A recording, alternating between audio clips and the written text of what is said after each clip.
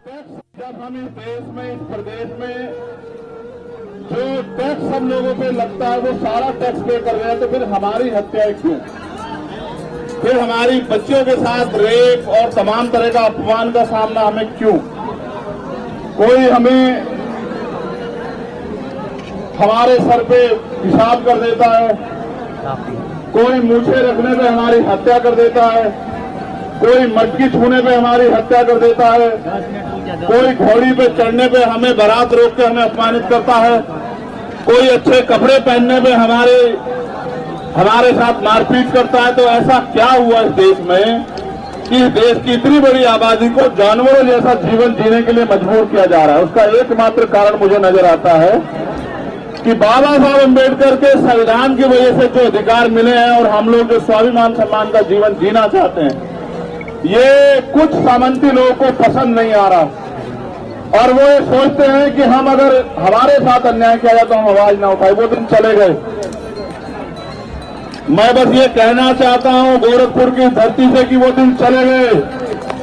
हाँ, आपके पास असले हैं, अवैध असले, आपके पास हथियार है, आप हमारी हत्या कर सकते हो, लेकिन याद रखना कि हर एक हत्यारे को उसकी सही जगह भेजने का काम करना हम लोग अच्छी तरह जानते हैं। हम भारतीय संविधान को मानने वाले लोग हैं।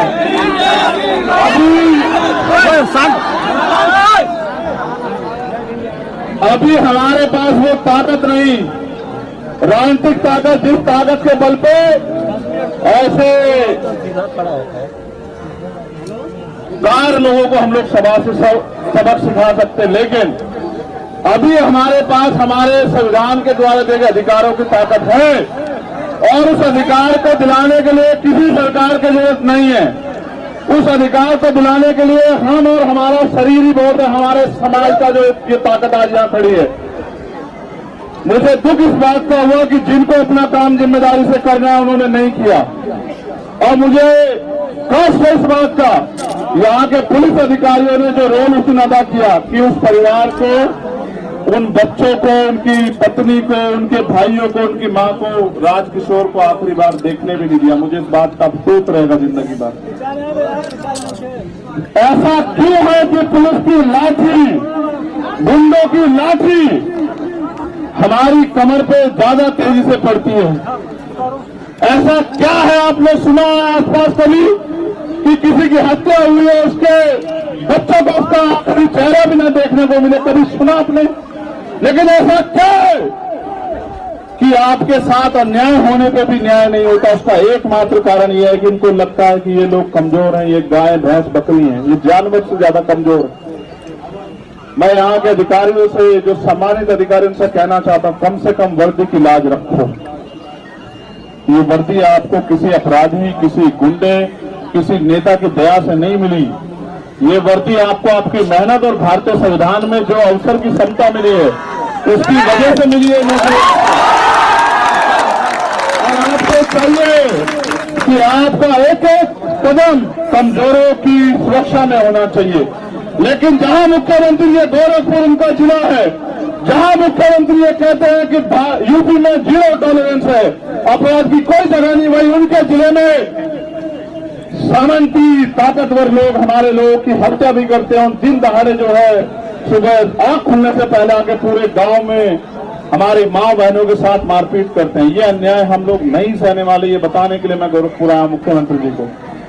ये तो उनका जिला है, आप सोचो जब गोरखपुर में हाल है तो अन्य जिलों में क्या हाल हो रहा होगा। सिर्फ बातें करने से या पीठ थपथपाने से कानून व्यवस्था अच्छी नहीं होती है मुख्यमंत्री जी। अगर कानून व्यवस्था अच्छी करनी है तो जाति धर्म का चश्मा उतार के कानून के हिसाब से काम करने का काम करो, तब जाके कानून व्यवस्था अच्छी होगी।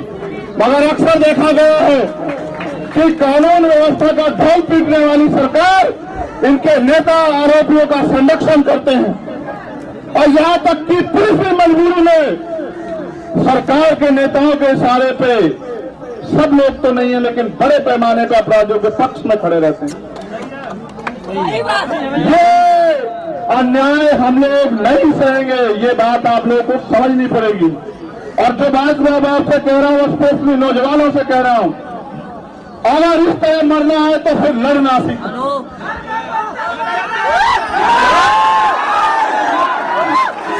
अगर हमें हमारी माँ भी 9 महीने वही दर्द सह के पैदा करती है, हमें जो दूसरों की माँ दर्द सह के करती है, उतनी तकलीफ उठाती है हमारी माँ भी। हमारी हत्या का अधिकार किसी को नहीं है।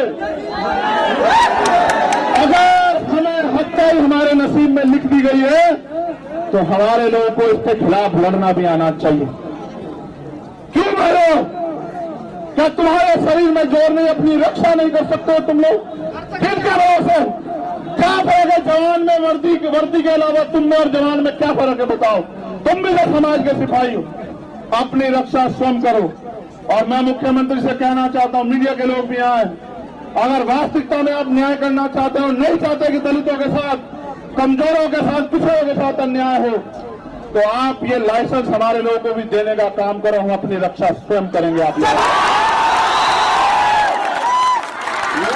की जो आवश्यकता उसको है जिसको खतरा है। खतरा सामंतियों को नहीं है, खतरा सरकार के लोगों को नहीं है, खतरा यहाँ इस प्रदेश में और देश में मेरे लोगों को है।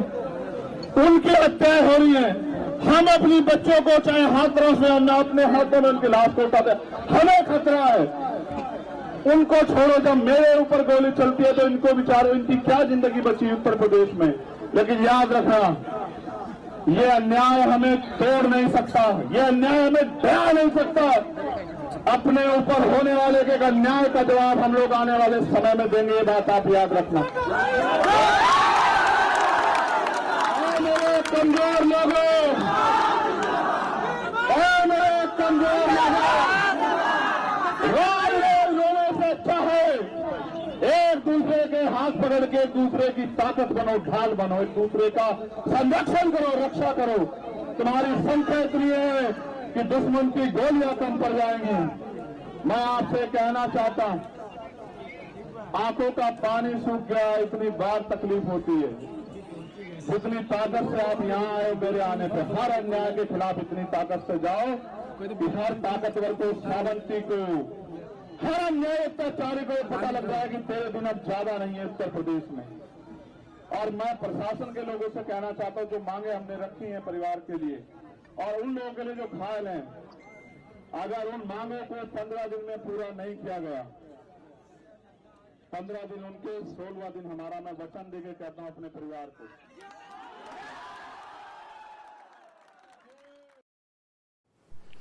मेरे समाज के लोगों, आपने देखा चंद्रशेखर भाई कितना तकलीफ में होकर सब जगह जाते हैं, अपनी जान की परवाह ना करते हुए भी हम सबके बीच में आते हैं और आवाज़ लगाते हैं। किसके लिए? हमारे लोगों के लिए। और हमें किसी भी तरह से इस बार मायावती जी को या हमारे चंद्रशेखर भाई को सत्ता में लाना पड़ेगा। अगर नहीं लाए तो मणिपुर वाला हिस्सा हर जगह हमने देखने को मिलेगा।